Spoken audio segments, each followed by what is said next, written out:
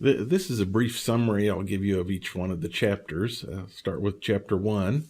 Again, obviously this isn't the complete PowerPoint, but I want to highlight some of the areas that I know students have troubles with and discuss some of the very basic areas so you get something more than just the textbook. Let's talk about international trade. Everything involves international trade. You probably didn't think of when you went into McDonald's it being an international trade company, but it really is. This is their menu from Taiwan.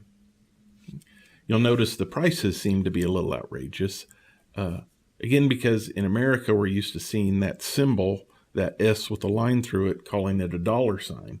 Actually, that symbol means money. They use exactly the same symbol in Taiwan for their Taiwanese dollars. Here the exchange rate is 30 Taiwanese dollars to $1 American dollar. So basically this, as they call it, their coin menu is really their dollar menu because all these products are right around $1 in American money. But McDonald's, like most of our companies, has branches all over the world. But again, it's not even something as big as McDonald's. Let's say today you go in to the snack bar in the student union, buy a Crunch bar. They're very good.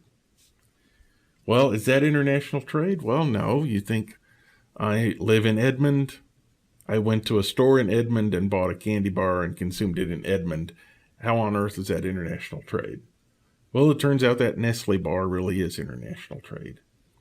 Nestle is a Swiss company. Their headquarters is outside of Geneva.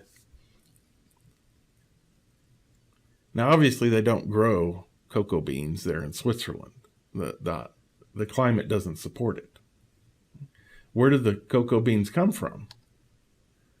Well, the majority of them come from Northwest Africa. A small region, a very, very small region, accounts for over half of all the world's production of cocoa beans. And it turns out Nestle has big factories there. One of their biggest being in Ghana, a small country there. It's emphasized in northwest corner of Africa. And so your candy bar that you bought in Edmond at the snack bar actually started out as cocoa beans from Nestle in Ghana, transferred to Nestle in Switzerland, transferred to the Students' Union, transferred to you. An awful lot of international trade for such a very basic, simple product. Anymore, it's a global economy. Everything is global.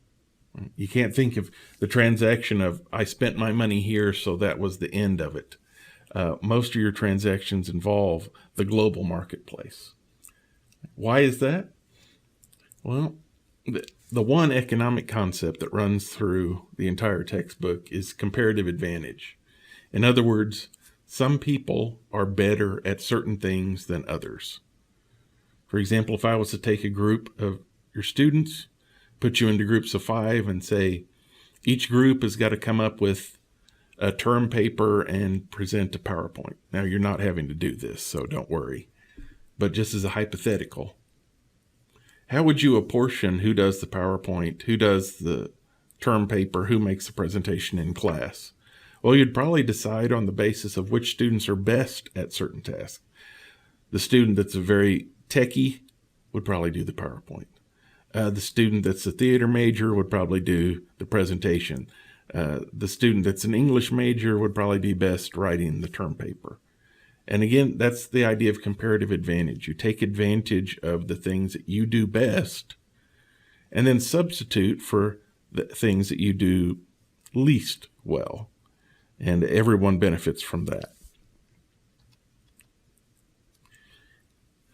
Interestingly, most people, when they start talking about international trade, the only thing that pops into their mind are goods.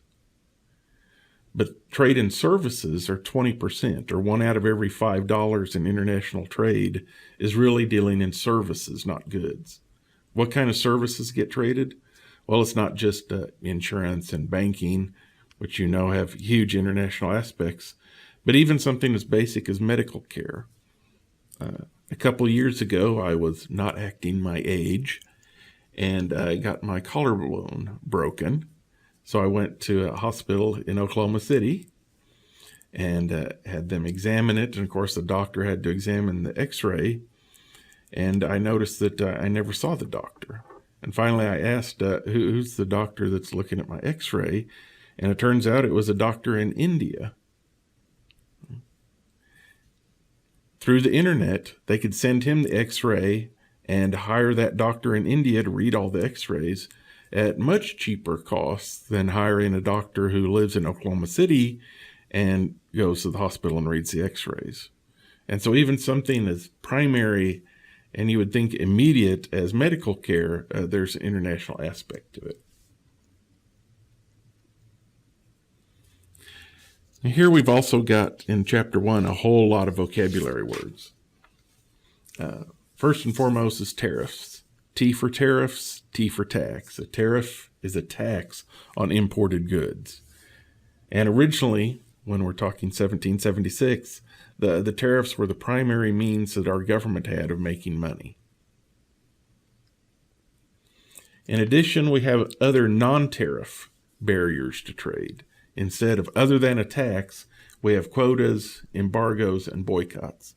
And I can tell you after doing this semester after semester, students get them confused. Again, because they're all the same type of non-tax restriction, but they mean very different things. A quota is a numerical limit.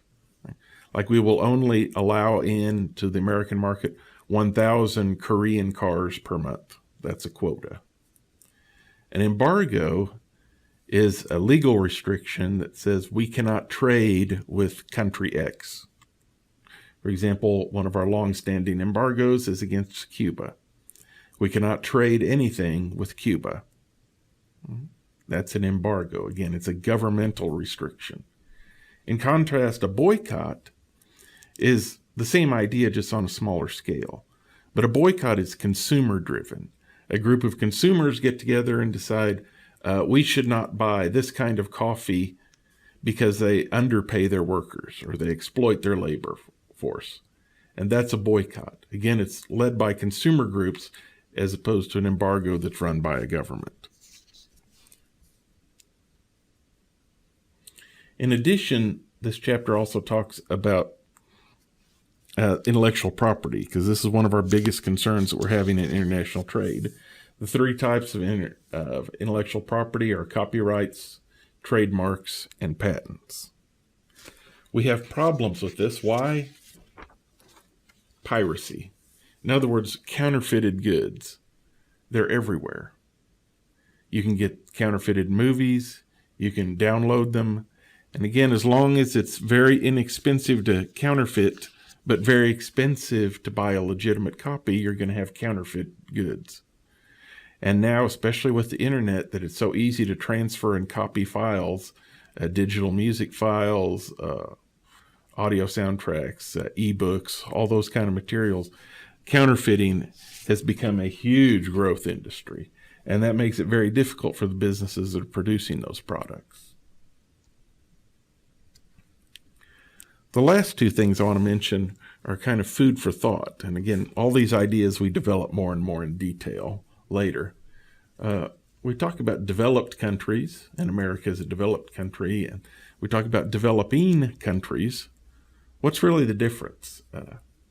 It's not exactly a math formula that you can plug in every single country and say they definitely are developed or definitely developing. But again, it's kind of a sliding scale. There are countries that are obviously economically developed and countries that are in a deep, deep hole. And the key is, how do we benefit all of those countries through trade? And again, that's kind of our idea of comparative advantage. You concentrate on what you're good at that lets your economy develop, and instead try not to emphasize those areas that you're not very good at. The last idea, and again, this is food for thought to think about as we go through these next few chapters, are kind of a brief history lesson. In the 1980s, we had a dramatic change. Two of our big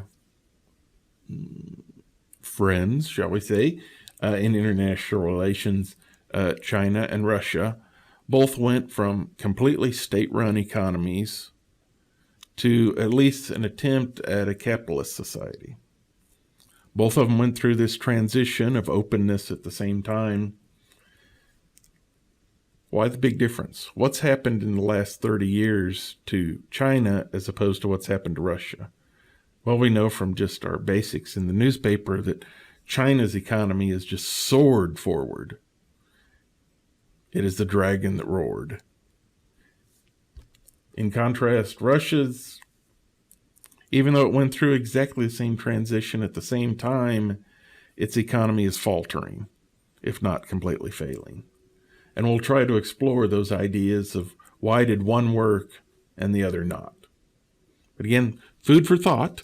Pay attention to all those vocabulary terms because those are the key things that you'll see again on the quizzes and on the exams.